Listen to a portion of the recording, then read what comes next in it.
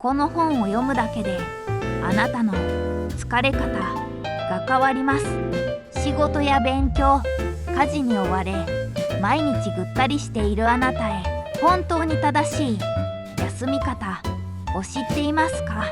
今日ご紹介するのは片野秀樹山長休養学、あなたを疲れから救うです。ジャンルは健康、自己啓発。この本ではただ寝るだけでは疲れは取れないという新しい考え方のもと、科学に裏打ちされた正しい休養方法を教えてくれます。忙しい現代人にぴったりの実践しやすい休み方が満載なんです。この動画では本の要点を分かりやすくまとめ、どんなメリットがあるのか実際に読んでみた感想を交えながらお届けしていきます。最後まで見れば明日から疲れ知らずになれるヒントがきっと見つかりますよ。本書の重要なポイント。1、休養と睡眠は別物。本当に必要な休み方とは、まず最初に押さえたいのは休養、睡眠ではないということです。私たちは疲れたらとりあえず寝ると考えがちですが、実はそれだけでは不十分なことが多いんです。疲れには肉体的疲労、精神的疲労、脳の疲労といった種類があり、それぞれに適した休養方法が違います。例えば脳が疲れている時にはただ寝るよりも自然の中を歩くや軽い音楽を聴くなど、リラックスできる刺激を与える方が回復効果が高いとされています。つまり休養とは自分に合った適切な方法で能動的に疲れを回復させること。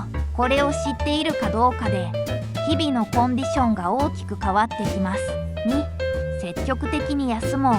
体を動かすアクティブレストのすすめ。次に大事なポイントが積極的休養、アクティブレストです。休養と聞くと何もしないでゴロゴロすると思う人が多いですよね。でも本当に疲れを取るにはむしろ軽く体を動かすことが効果的なんです。例えばデスクワークで肩や腰が凝っている時、何時間も横になっているだけでは逆効果になることも。そんな時は軽いストレッチやウォーキングをすると血流が促進され、筋肉に溜まった疲労物質が流れていきます。著者は1日10分程度の軽い運動をおすすめしています。疲れているから休むのではなく、疲れているからこそ体をほぐす、この考え方を取り入れると疲労回復スピードがぐんと上がるんです。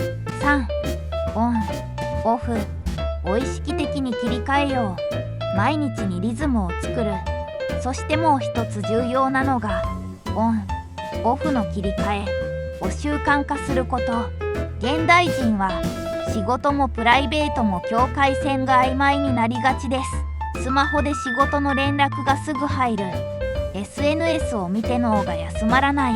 こんな状態では疲れは取れるはずがありません。そこで効果的なのが儀式を作ること。例えば仕事を終えたら散歩してから帰宅する。帰宅後はまずシャワーを浴びて服を着替える。夜寝る前に好きなアロマを焚いてリラックスモードに入る。こういった小さな行動の積み重ねが脳に今はオフだと認識させます。スイッチを意図的に切り替えることで短い時間でもしっかり回復できるようになるんです。これを習慣にすると毎日の疲れ方が驚くほど変わりますよ。休養学で学べることはただの休むではなく、科学的に正しい休み方です。自分の疲れの種類に合わせたケア、積極的に体を動かす休養、そしてオン・オフを切り替える意識。これらを知ることでもっと元気に毎日を楽しめる自分に出会えるはずです。今日からできることばかりなので、ぜひこの本をきっかけに休み方改革を始めてみましょう。印象的なエピソード。僕の友人にバリバリ働く営業マンがいます。彼は毎日遅くまで働き、週末も寝て過ごしていました。とにかく寝れば回復すると思い込んでいたんです。でもある時彼は言いました。いくら寝ても全然疲れが取れないんだよねと。そんな彼に休養学で紹介されていた積極的休養を勧めてみました。週末近くの公園を30分だけ散歩する、それだけでいいと。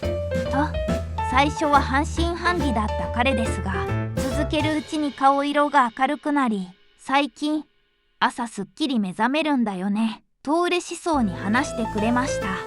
寝るだけでは取れなかった疲れが動く休養によってすっと抜けたんです。この時、休み方一つで人はこんなにも変われるんだと改めて感じました。そして休養学の教えはただの知識ではなく、人生を変える力があるんだと心から実感しました。実践的な活用法。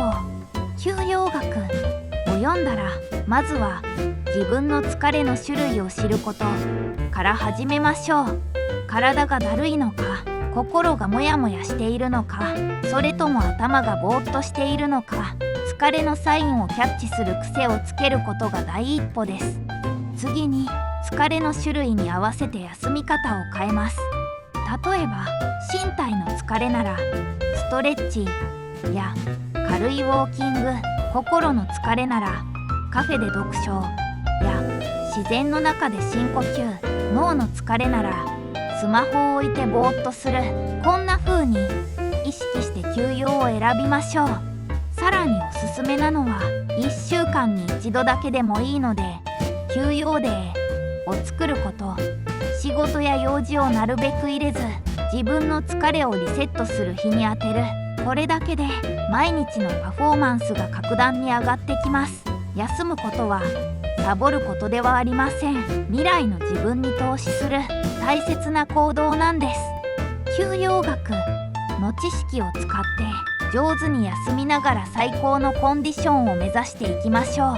休養学は単なる休み方を教えてくれる本ではありません。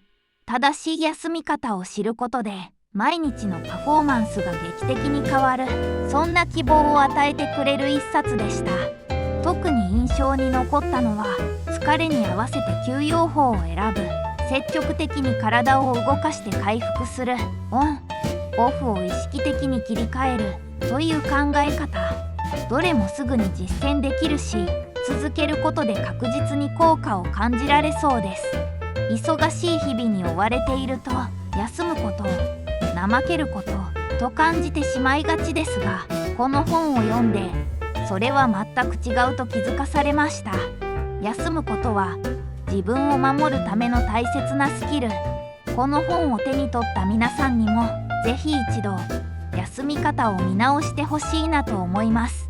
もっと早く知りたかったときっと心から感じるはずです。今日ご紹介した休養学いかがだったでしょうか。